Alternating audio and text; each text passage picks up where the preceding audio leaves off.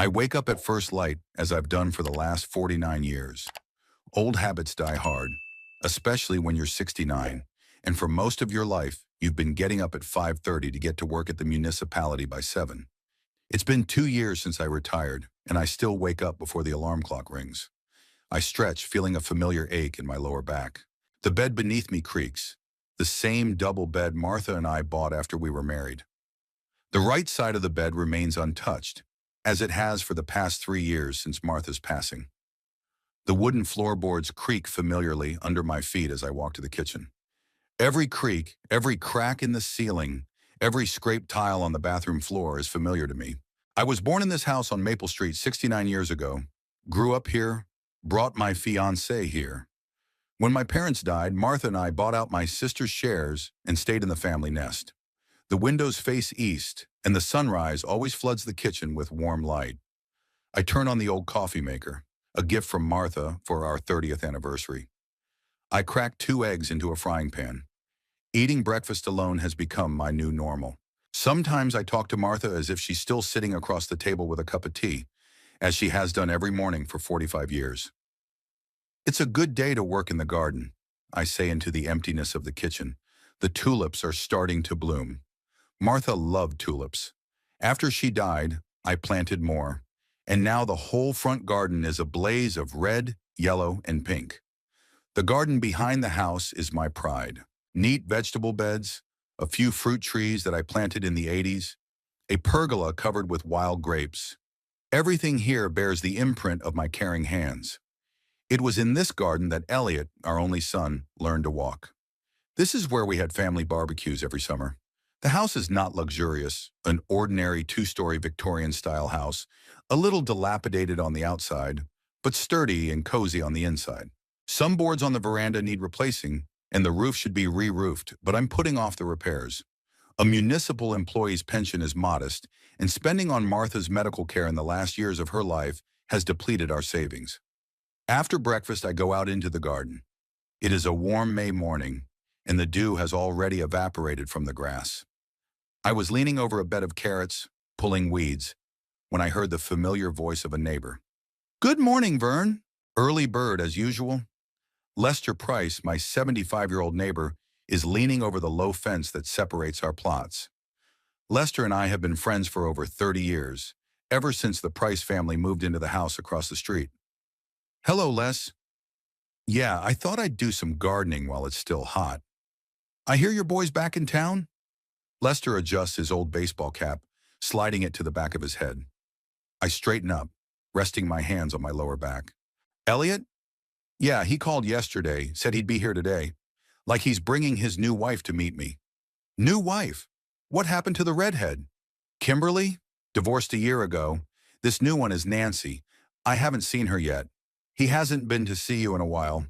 Since Martha's funeral, if I'm not mistaken." I nod, feeling a familiar stab of pain. Elliot really doesn't come to his parents' house much. After his mother died, he came to the funeral, stayed 3 days, and disappeared for 3 years. He calls occasionally, usually on holidays, asking briefly about my health. Life is different for everyone, Les. He's 46. He's got his own worries. Still, it's strange that he suddenly decided to come here, and with a new wife. Lester squinted. "Be careful, Vern. I don't want to offend you, but your boy's always had a mind of his own." I shrug. The relationship with my son has never been easy. Elliot always wanted more. More money, more recognition, more fame. He left Fall River when he was 18, going to college in Boston, and has only been back for special occasions since. Toward evening, a silver BMW stops in my driveway. I fiddle with a rose bush by the porch, straighten up, and cover my eyes with my hand against the setting sun. A tall man in an expensive-looking suit steps out of the car. My son, Elliot. Despite the expensive clothes, he looks tired. The wrinkles around his eyes, which I hadn't noticed before, have deepened, and his once thick brown hair has thinned at the temples. A slender blonde girl in a tight dress and high heels, totally inappropriate for the old uneven paths of Fall River, swoops out of the passenger seat. "Dad!" Elliot smiles broadly, coming toward me. "How are you?" "You look great." I wipe my hands on my jeans and hug my son. The hug comes out awkward, like we've both forgotten how to do it.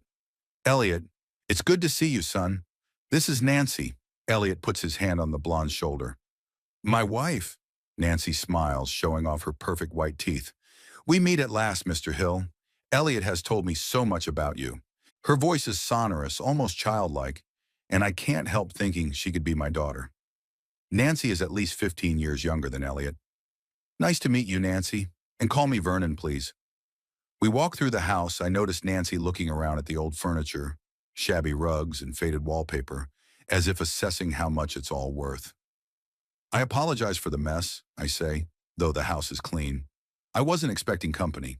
Oh, no worries, Nancy waves it off. It's such a nice, authentic house. It breathes history. Elliot sets his suitcase down by the stairs. We were thinking of staying a couple days, if you don't mind. I want to show Nancy the town where I grew up. I nod, trying to hide my surprise. In the past 20 years, Elliot has never once expressed a desire to stay at his parents' house longer than necessary. Of course, your room is always ready. I mean your old room, I say, embarrassed. I haven't changed anything in there since you left. As Elliot takes things upstairs, Nancy strolls through the living room, looking at the pictures on the walls. Is that your wife? She asks, pointing to a portrait of Martha. Yes, I step closer. Martha. She left 3 years ago. Cancer. Oh, I'm so sorry. Nancy touches my hand with manicured fingers. Elliot said you loved her very much. I nod, not trusting my voice. It's strange to hear this strange woman talk about Martha, about our love. It's even stranger that Elliot would tell her about it. The son has always been reserved in his expressions of affection. At dinner, Elliot asked me about my life, my neighbors, the news of the city, an interest he hasn't shown in years. Nancy is always putting food on my plate, insisting on more, praising my humble cooking as if she were eating at a Michelin-starred restaurant. Dad, have you ever thought about moving? Elliot asks casually as we move on to dessert. This house is too big for one person, and the stairs are steep. At your age. At my age, I can handle stairs just fine, I interrupt softly. Sonner, where am I supposed to move to? This is my house. It's your mom's and mine. But it must be expensive to maintain such an old building, Nancy interjects. And all those memories. Sometimes a fresh start is just what's needed.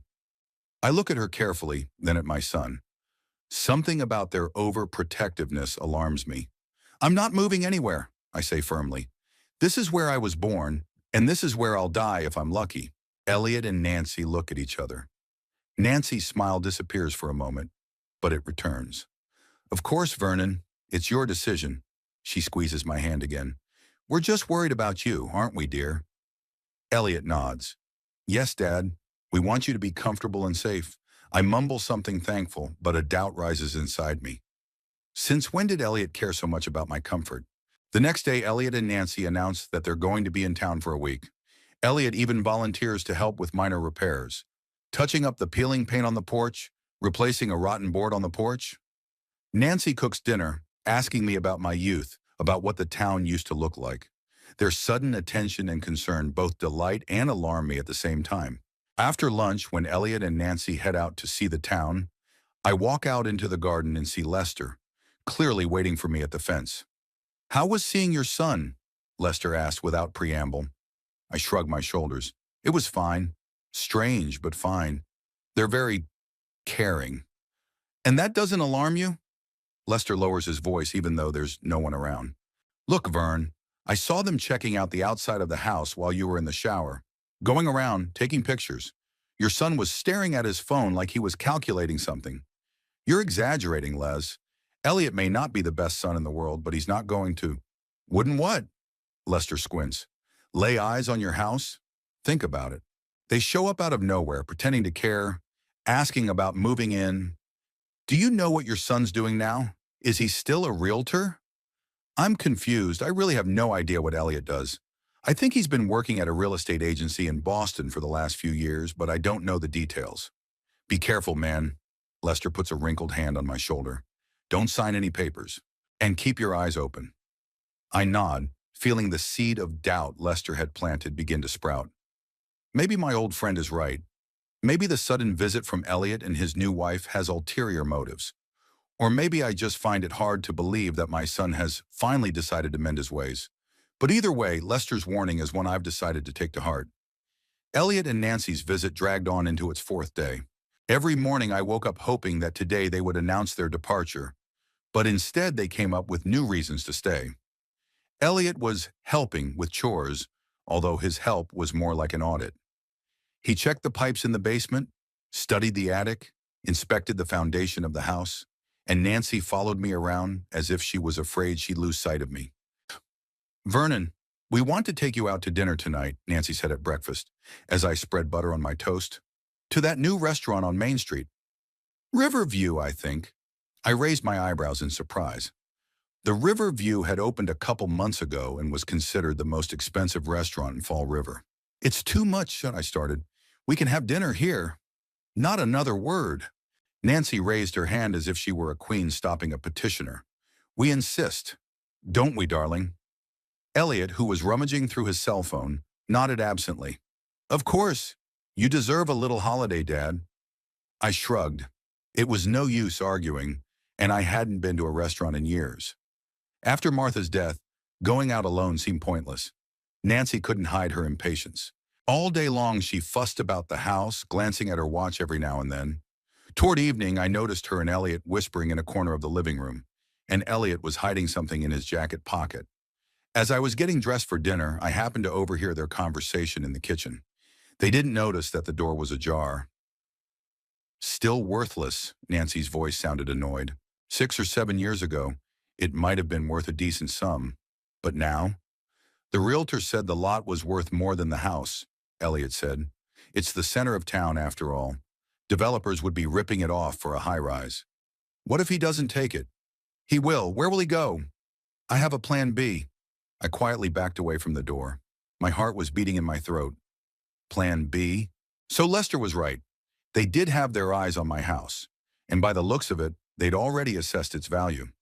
The Riverview was a pretentious restaurant with dark walls, heavy curtains, and bow-tied waiters. Nancy was clearly trying to impress me, ordered the most expensive champagne, and insisted I choose the steak. Elliot was unusually silent and kept glancing at his watch, as if he were nervous. "So," Nancy smiled across the table at me as the appetizers arrived, "have you lived in this beautiful house all your life, Vernon?" I nodded, sipping my water. "Yes, my parents bought it back in the 30s. I was born in the bedroom upstairs." "How romantic," she marveled, but there was no genuine interest in her eyes. "And it's not strange to live there after, after Martha was gone?" I felt my throat constrict at the mention of my wife's name. "On the contrary," I answered quietly. "Every corner reminds me of her.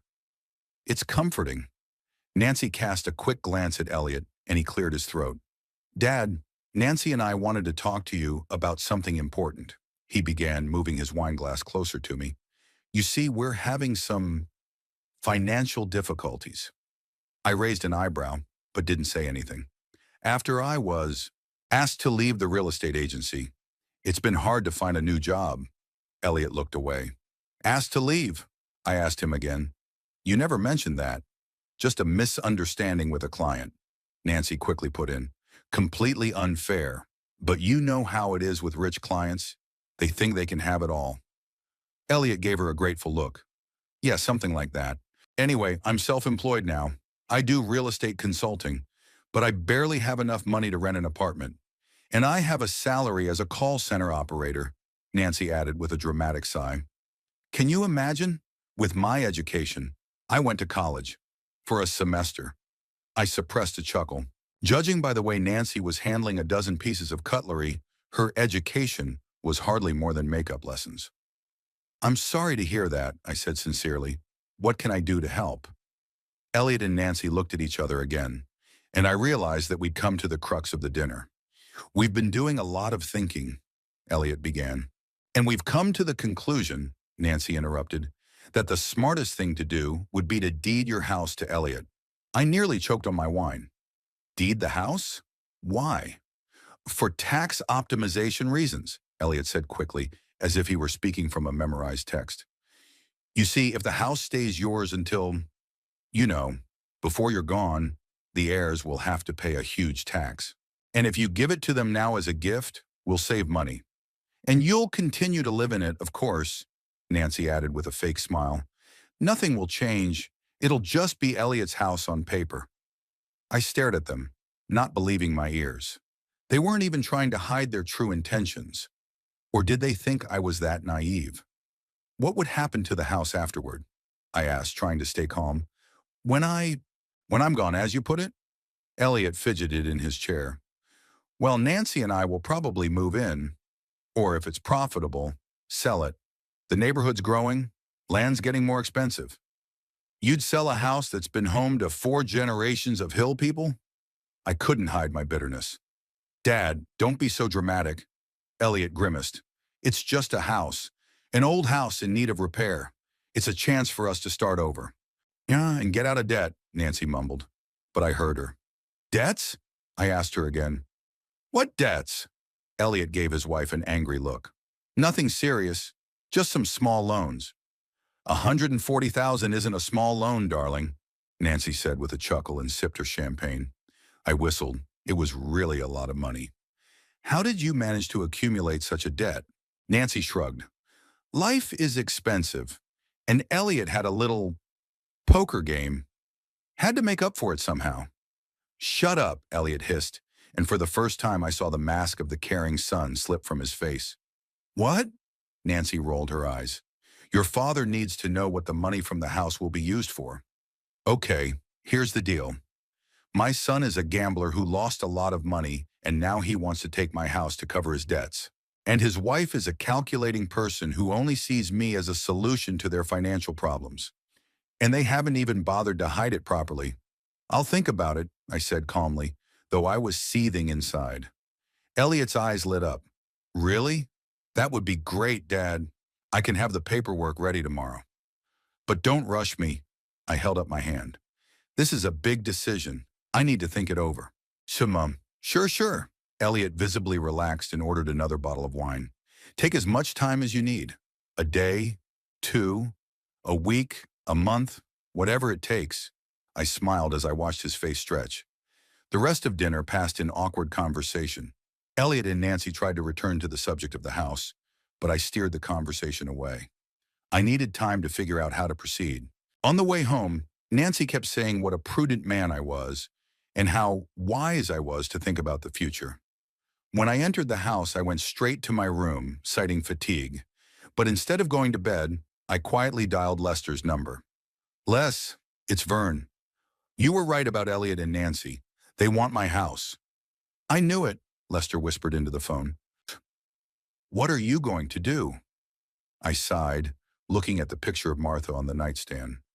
I don't know yet, but one thing's for sure, they're not getting this house. The next morning, Elliot was waiting for me in the kitchen with a cup of coffee and a wide smile. There was a folder of papers on the table. Dad, I sketched out a preliminary agreement. He pushed the folder toward me. Nothing binding, just for you to familiarize yourself with. I took the folder and put it aside without opening it. Thank you. I'll look at it later. Come on, look at it now, Elliot insisted. It's simple and straightforward. You give me the house and I'll make sure you stay in it for life. I opened the folder slowly and flipped through the document, pretending to read. In reality, my thoughts were far away. I was thinking about how much my son had changed.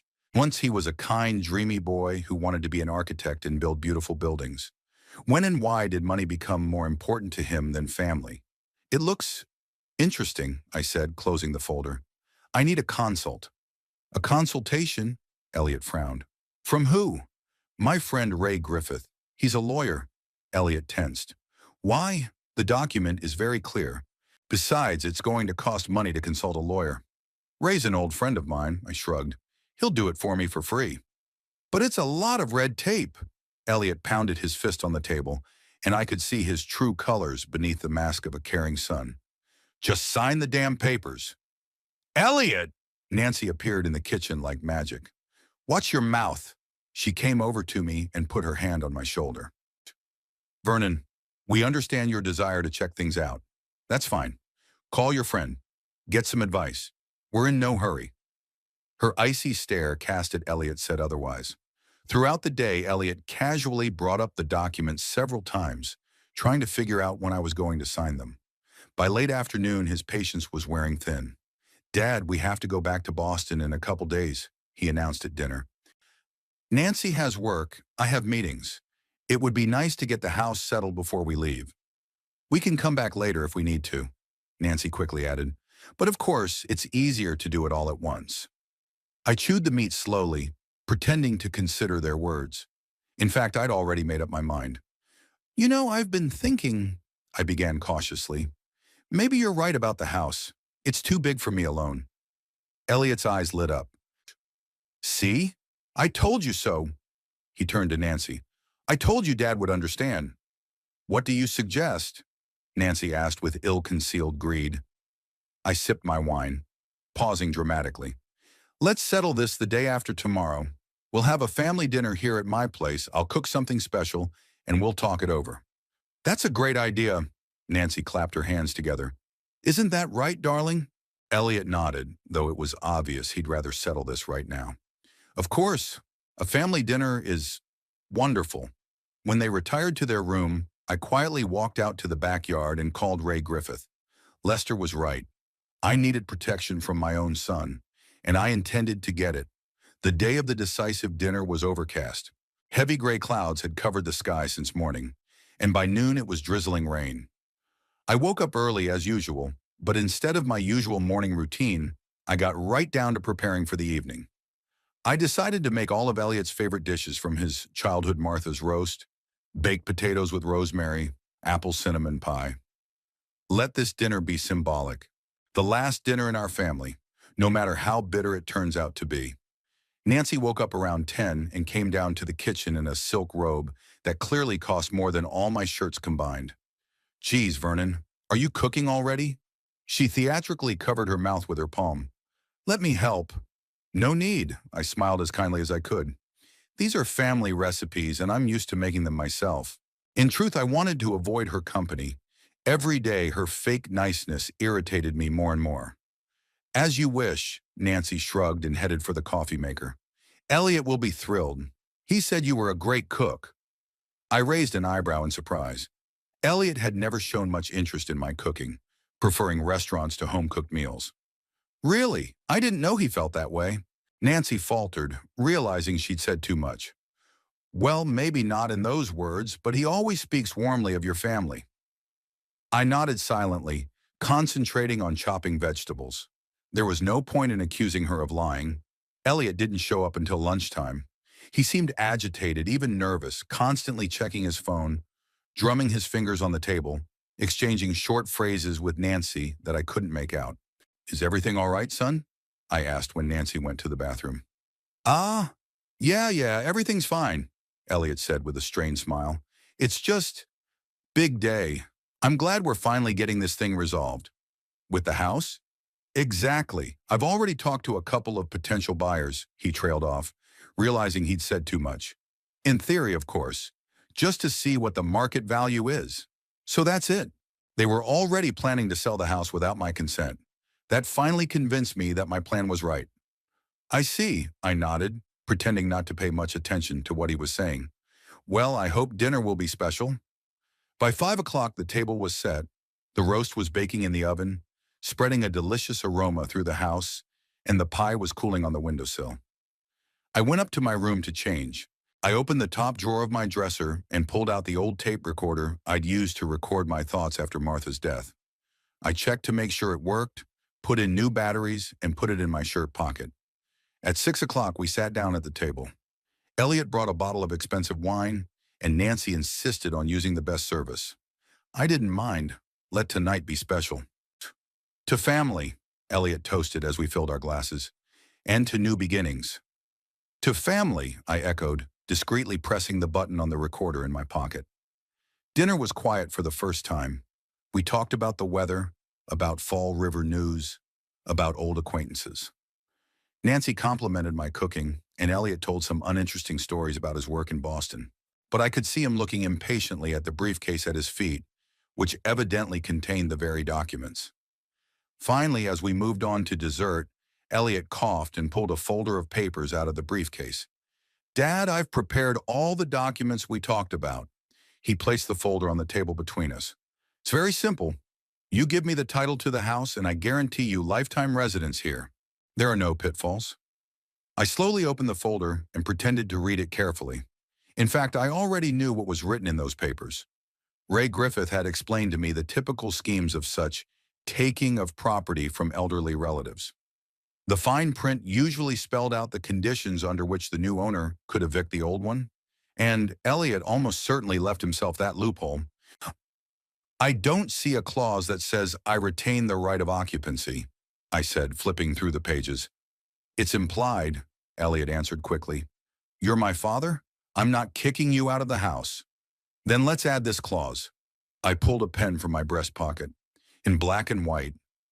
Elliot and Nancy looked at each other. I don't think it's necessary, Nancy said with a strained smile. We're family, aren't we? Does a family need written guarantees? If guarantees are implied, why not spell them out? I smiled back, not relenting. Besides, the documents will have to be shown at the bank, at the tax office. It's better if it's done correctly. Dad, let's keep it simple. Elliot took the folder from me. I'll add that clause later, I promise. Right now, let's just sign the main contract. We're running out of time. Why? Sure.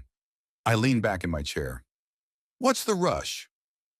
We have tickets for tomorrow, Nancy intervened, and Elliot has to file the paperwork at the registry office before we leave. I shook my head. No, I won't sign the papers without the residency clause, and I want my lawyer to check them out. Elliot pounded his fist on the table, making the dishes bounce. What lawyer? It's a mere formality. His face began to redden. Don't you trust your own son? It's not about trust, I kept my cool. It's about order. I'm an old school man. I like things by the book. To hell with the rules! Elliot jumped up from his chair, his voice breaking into a shout. You will sign the deed to the house, now! I stared at him in silence, his face contorted with anger, and thought bitterly about how far apart we were. Was he always like this, and I just didn't want to see it? Or had life really changed him that much? Nancy suddenly laughed, a high, unpleasant laugh. Old man, agree to this now, or you'll live out your life on the streets. She waved her hands picturesquely. What have you got to lose? Elliot will get the house when you die anyway, so why not give him a gift now? I looked at her carefully, seeing her for the first time for what she really was, greedy, calculating, unscrupulous. She wasn't even trying to hide the contempt in her voice anymore. He's right, Nancy went on, addressing Elliot now. Why do we even bother with him? If he doesn't want to be nice, there are other ways. Shut up, Elliot hissed, but it was too late. What other ways? I asked, pretending to be stunned. What do you mean? Nothing. Elliot tried to pull himself together. Nancy's just upset. We're all upset. Dad, please, let's settle this right here and now. I'll add your residency clause, I promise. I looked at them for a long time, pretending to hesitate. Then I nodded slowly. Okay, add the clause and I'll sign it. Elliot's eyes lit up. He quickly took out a pen and began to write in the margins of the document. Vernon Holm retains the right to reside in this house for life? Okay with that? I nodded, still indecisive. Yes, but I need some time. Can I go up to my room for a few minutes? I want to get my thoughts together before I make this big decision. Of course, Dad. Elliot relaxed, thinking he had the upper hand. We'll wait. I got up from the table and walked slowly toward the stairs. When I was halfway up the stairs, I heard Nancy say quietly, Did you see his face? Like a child who's lost a toy. But now we'll have a house, Elliot replied. We'll sign it and put it on the market tomorrow. What about his lifetime residency? Nancy's voice was mocking. That note in the margin is null and void, Elliot said. Once the house is in my name, I can do whatever I want with it. Let the old man go to a nursing home, or his buddy Lester. They laughed, and I felt something inside me finally die. My last hope that there was any humanity left in my son. In my room, I took the tape recorder out of my pocket and checked the recording. The voices were clear, just what I needed. I sat on the bed and called Ray Griffith. Ray, it's Vernon. They're here with the documents. Everything's going according to plan. Good, Ray answered. Lester and I will be there in 15 minutes. Did you write down their threats? Yeah, it's all there. They were screaming so loud the neighbors could probably hear them. That's good. Hang in there, buddy. We'll be there soon. I ended the call and got Lester on the phone. Les, they've opened up. They said they're going to put the house on the market as soon as I sign the papers. I told you so, Lester exclaimed. The bastards. We're on our way with Ray. We'll be there in 10 minutes. Don't sign anything. Don't worry, I won't, I grinned. But let them think they've won. I tucked the recorder back into my pocket and lingered for a moment at Martha's picture. What would she do in my place? Would she forgive me? Maybe. Martha had always been kinder than me. But she's also always stood for justice. He doesn't deserve your kindness, I whispered, looking at her smiling face. Our son is long past the boy we raised. I took a deep breath and walked back down to the dining room.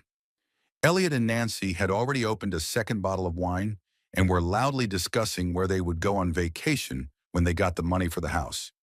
There he was, Nancy exclaimed when she saw me. Our dear Vernon, come join us. We were just celebrating. Celebrating? I acted surprised. Celebrating what? Your wise decision, of course. Elliot slid the papers and pen toward me. Here, I've prepared everything. All you have to do is sign it. I sat down slowly at the table and took the pen. No, no, no, no, Elliot interrupted. No thinking. Just sign here and here. He jabbed his finger at the places to sign. Elliot's right, darling, Nancy said, filling my glass with wine. No more thinking. It's time to act. I raised my glass, pretending I was going to drink to their success, and at that moment the doorbell rang. Who could it be? Elliot frowned. I have no idea, I shrugged, hiding a smile. I'll go look. I took my time heading toward the door, feeling the tension building behind me. When I opened the door, I was relieved to see Ray Griffith and Lester on the doorstep. Both of them looked serious and determined. Dad, who's there? Elliot shouted from the dining room. Old friends, I answered, letting the guests into the house. They were just in time for our family council. 3 hours later, the kitchen in my house resembled a battlefield. The remnants of the dinner had gone cold and forgotten. The wine bottles were empty, and the air was tingling with tension. At the table where Elliot and Nancy had recently celebrated their near victory, there were now 6 people seated. Not only Ray and Lester had joined us, but also Jennifer Moore, the notary whom Ray had brought with him, and Mrs. Becker, a representative of the New Life Charitable Foundation. Elliot and Nancy's faces underwent a remarkable metamorphosis during those hours. Their smiles of confidence were gone. Now they looked as confused and frightened as children caught stealing cookies. Let's summarize the results. Ray Griffith tapped his pen on the table, attracting everyone's attention.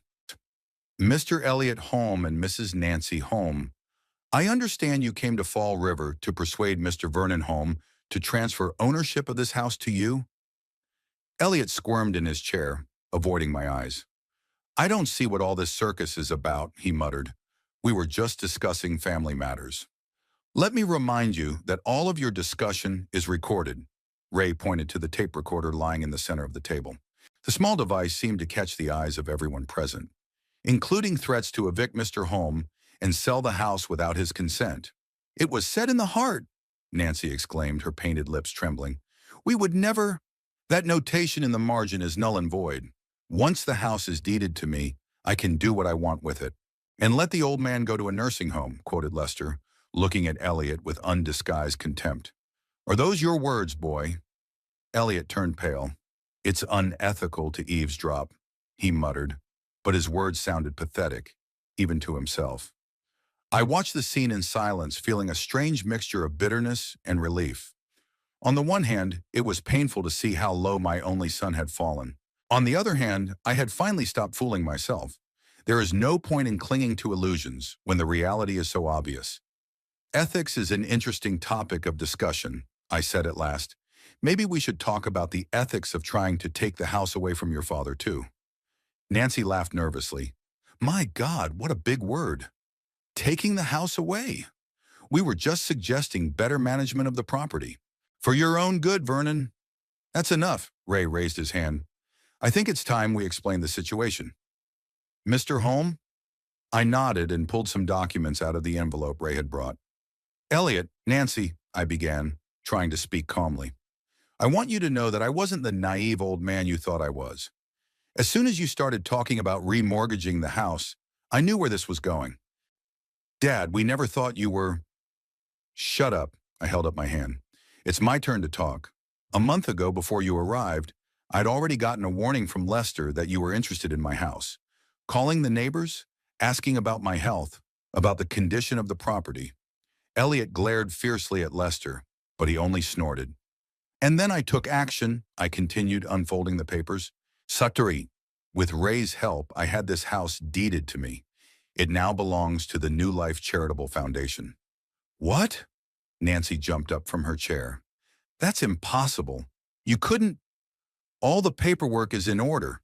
Mrs. Becker, the foundation spokeswoman, intervened. She was a stern, middle-aged woman in a business suit. The deed of gift is notarized. The foundation assumes the maintenance of the house and grounds, and Mr. Holm retains the right of lifetime residence. Elliot looked like he'd been hit on the head. He was gulping for air, unable to find the words. But why? He finally squeezed out. Why give the house to strangers instead of his own son? Because these strangers care about creating affordable housing for low-income families, I answered firmly. After I die, there will be a support center here for people in difficult life situations. The house that my grandfathers and great-grandfathers built will continue to serve people, not become a bargaining chip to pay off your gambling debts. But it's our inheritance, Nancy shrieked. You had no right. So, I don't remember any mention of Nancy and Martha's will or my parents. I shook my head. And as for Elliot, son, you gave up your inheritance when you decided to take it from me in my lifetime. Elliot jumped up, knocking over his chair. That's illegal. You're out of your mind. We'll challenge it in court. You can try, Ray replied calmly, but I wouldn't advise it. First of all, we have a recording of your threats. Secondly, Mr. Holm underwent an independent medical examination before making the gift. We have a doctor's report on his full legal capacity. And thirdly, added Jennifer Moore, notary, the deed of gift is legally flawless. Challenging it would be problematic. Nancy collapsed back in her chair and sobbed loudly, ugly, smearing mascara on her cheeks. You don't understand. We have no money. We don't have any money. We were counting on this house. Elliot owes money to some very dangerous people, and they've already threatened.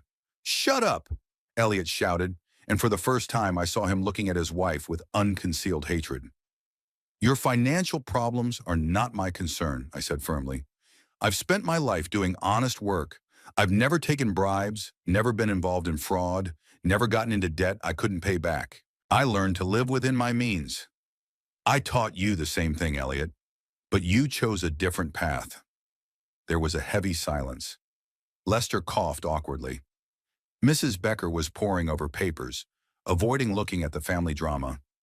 Ray kept his professional calm, though I could see the corners of his lips twitching. You always like to humiliate me, Elliot finally hissed, always thinking I wasn't good enough. No matter what I did, it wasn't good enough for you. That's not true, I shook my head. I was always proud of you. When you went to college, when you started your career, I believed in you, and I believe now that you can do better, but not at my expense. What a noble thing to do, Nancy laughed hysterically. That's amazing. A charitable foundation, helping the needy. Don't you want to think about your own son? I am thinking about him, I answered calmly. That's why I won't let him solve his problems that way. It won't make him a better man. Elliot clenched his fist so white his knuckles turned white. You're going to regret this, old man, he said through gritted teeth. Is that a threat? Ray intervened, raising an eyebrow. Because if it is, I'd advise you to choose your words more carefully. Threats in front of witnesses aren't the smartest strategy. Elliot took a deep breath, trying to pull himself together. I just don't understand, he said more quietly. I'm your son, your blood. How can you do this to me? Precisely because you're my son, I replied, feeling my heart clench. I don't want you to go through life using other people, even if that person is me. Nancy suddenly jumped up and rushed toward the exit. I'm not listening to this anymore. Elliot, we're leaving. Now. Elliot didn't move from his seat, looking at the papers in front of him. There must be a way to fix this, he muttered. There has to be. There's only one way, I said softly. Start over. Get an honest job. Pay off your debts. live within your means. Easy for you to say, Elliot grinned bitterly. You've never been in my shoes. I haven't, I agreed. And I wouldn't want to. But I know you're stronger than you think. You can handle it. Nancy came back into the room with their suitcases. Elliot, I said we're leaving. He slowly got up and picked up his suitcase without looking at his wife. What now? He asked, turning to me. Now you're leaving this house. I stood up too. And you're not coming back here. At least not until you learn to respect other people's property and decisions. You're kicking us out? Nancy went back to squealing. At night? Where are we going to sleep? At the motel on the highway, Lester answered. The rooms there aren't bad, and the prices are reasonable. Or you could go back to Boston. But we don't have tickets until tomorrow, Nancy moaned. Not my problem, I shrugged. If you don't leave voluntarily, I'll have to call the police. You wouldn't dare. Nancy took a step toward me, but Ray stepped between us. Not only would he dare, but he has to do it, the lawyer said calmly. You threatened the owner of the house, planned to defraud him, and now you refuse to leave private property at the owner's request. That's several articles of the criminal code, Mrs. Holm. Nancy backed away, mumbling something unintelligible. Elliot walked toward me, stopping a few feet away. Is this really what you want? Throw your own son out on the street. I held his gaze. I didn't throw you out, Elliot. You chose that path yourself when you decided to deceive me. I'm just protecting what's mine and the memory of your mother, who loved this house so much. Something trembled in his face at the mention of Martha. For a moment I thought I saw remorse in his eyes, but it vanished quickly, replaced by cold fury. All right, he said flatly. We're leaving. But this isn't over, Father. You'll regret it. Another threat? Ray asked, turning on the recorder on his phone. Would you like to add to the collection? Elliot cursed and headed for the exit. Nancy, sobbing, followed him. We all walked them to the door in silence. At the threshold, Elliot stopped and turned around. I won't bother you anymore. Forget that you have a son, Shakadur. It's your choice, I replied quietly. But if you ever want to come back, just to talk, father to son, with no second thoughts, my door's open. Elliot didn't answer anything.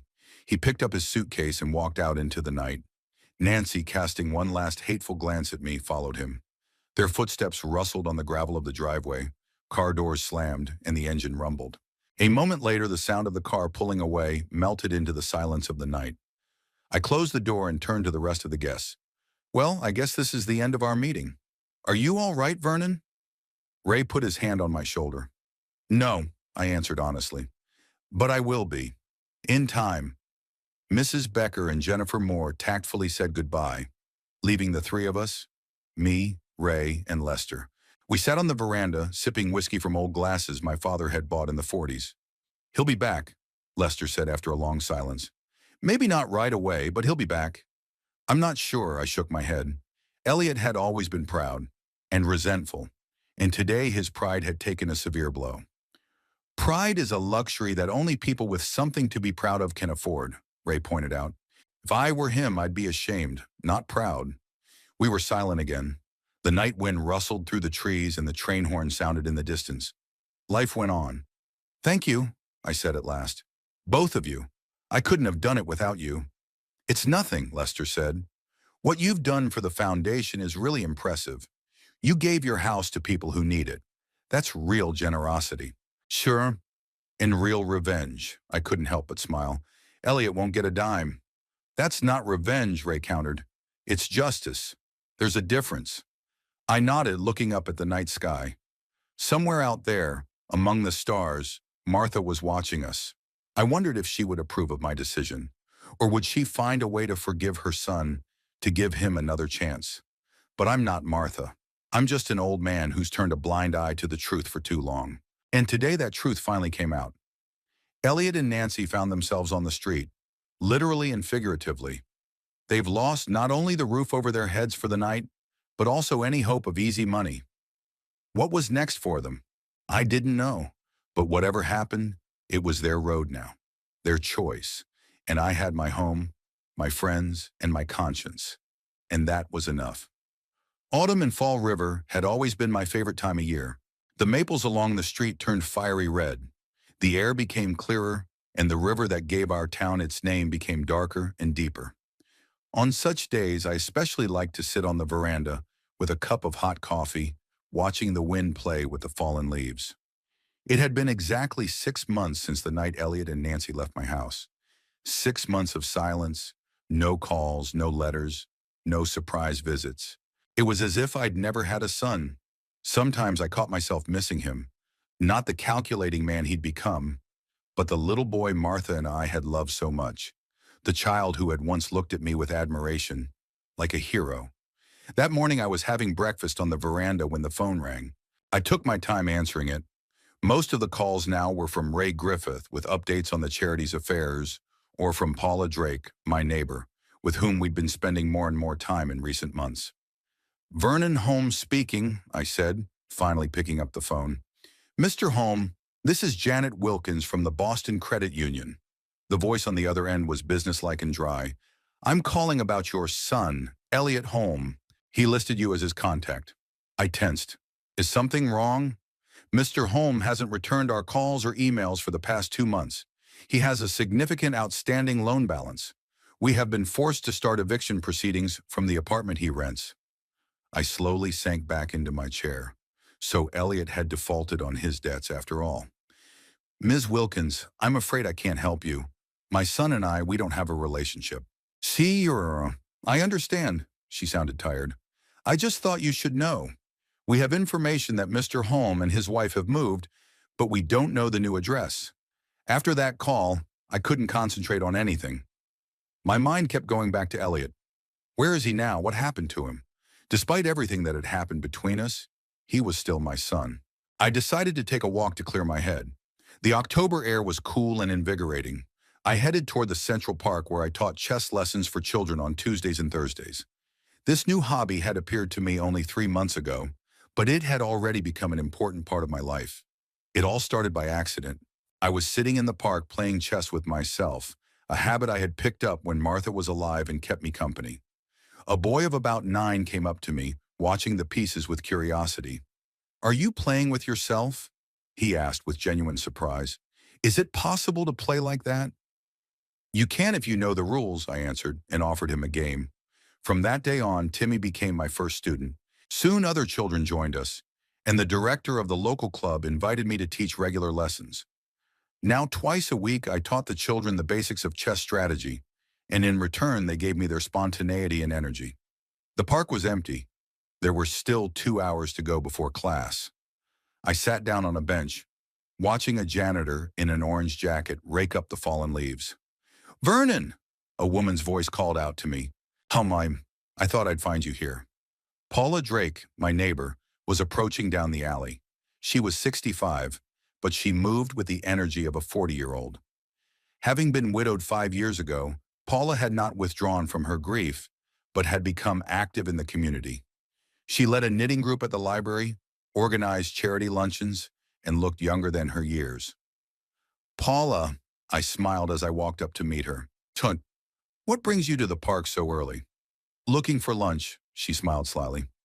"The new cafe on Maple Street serves delicious turkey sandwiches." Paula and I had grown close over the past few months. It started with neighborly help. I fixed the wiring in her house. She brought fresh baked goods. Then there were walks together, trips to the movies, dinners out.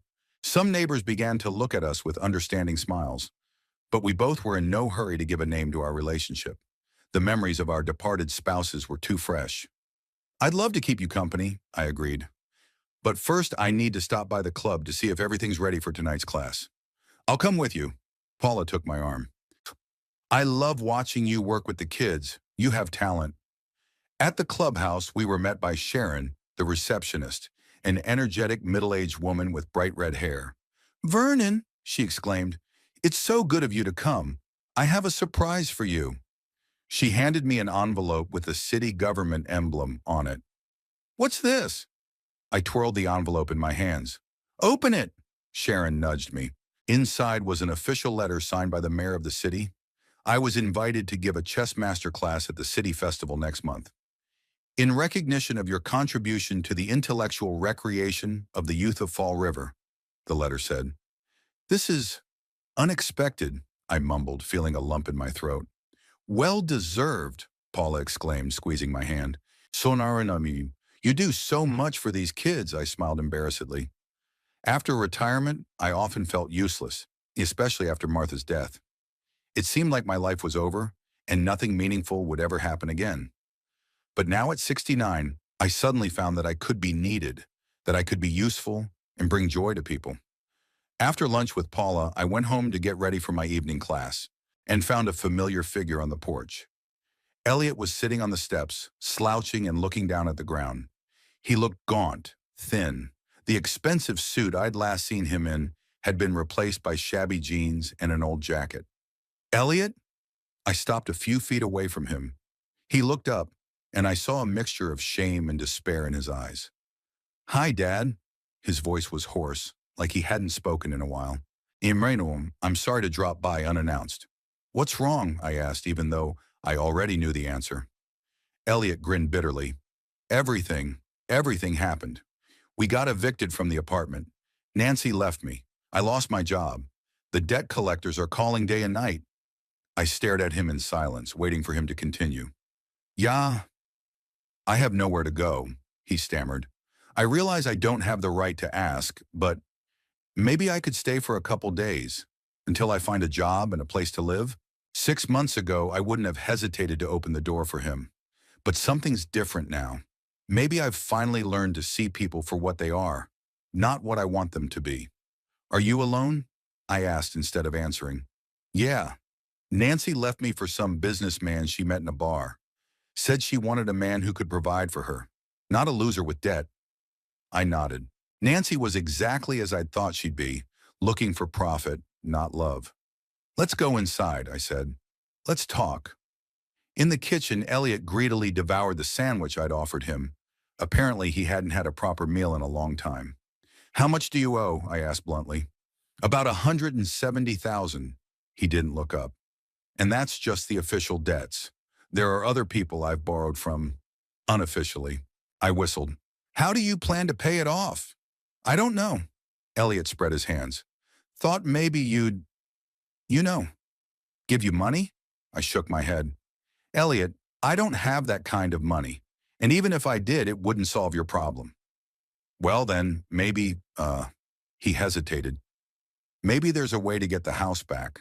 Cancel the deed of gift? If we sold it, the money would be enough to...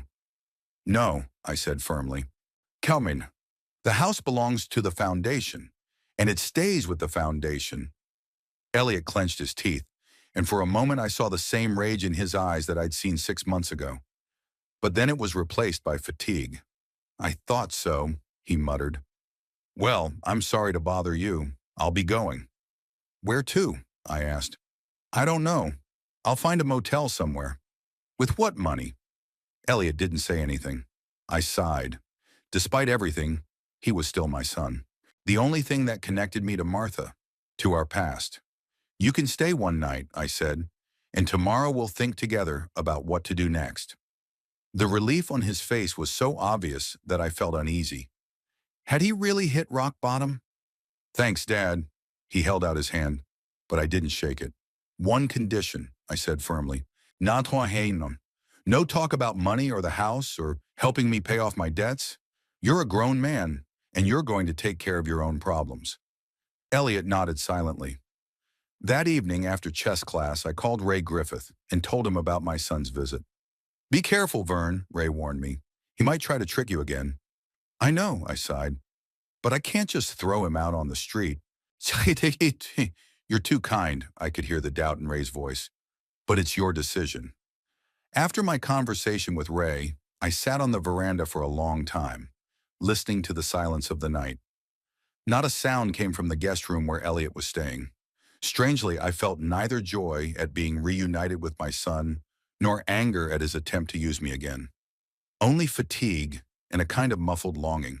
The next day at breakfast, Elliot was unusually silent. I have a suggestion, I said when we finished eating. My friend Don Higgins, who owns a construction company, is looking for an assistant. It's a tough job, but it pays good money. I could put in a good word for you. Construction work? Elliot grimaced. Dad, I've never worked with my hands. It's about time you started, I shrugged. Shomashurum. Or do you have other options? He hesitated, then nodded reluctantly. Okay, I'll give it a try. Also, I continued, my neighbor Lester rents out a room in the basement. It's cheap. You can stay there until you get back on your feet. Lester's? Elliot frowned. But he hates me. He's strict but fair, I argued, and he agreed to give you a chance. It wasn't easy to talk Lester into it, really. The old friend grumbled and called me a soft-hearted idealist, but in the end he agreed, on the condition that Elliot would pay the rent on time and help with the repair of the veranda.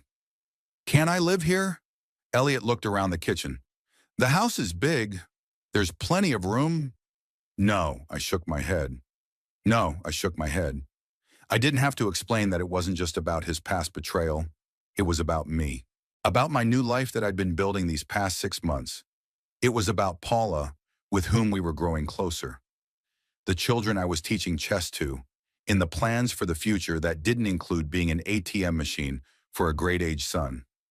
Elliot wanted to object, but held back. Maybe he was finally starting to realize he couldn't manipulate me anymore. When do I need to talk to your friend Don? He asked instead. Marie, tonight at 2, I'll take you. Later, walking with Elliot through the streets of Fall River toward Don Higgins's office, I felt a strange calm. I had done everything I could for my son, offered a job, a place to live, a chance to start over. But now his future was up to him. You know, Dad, Elliot said suddenly, I envy you. Me? I looked at him in surprise. What's there to envy?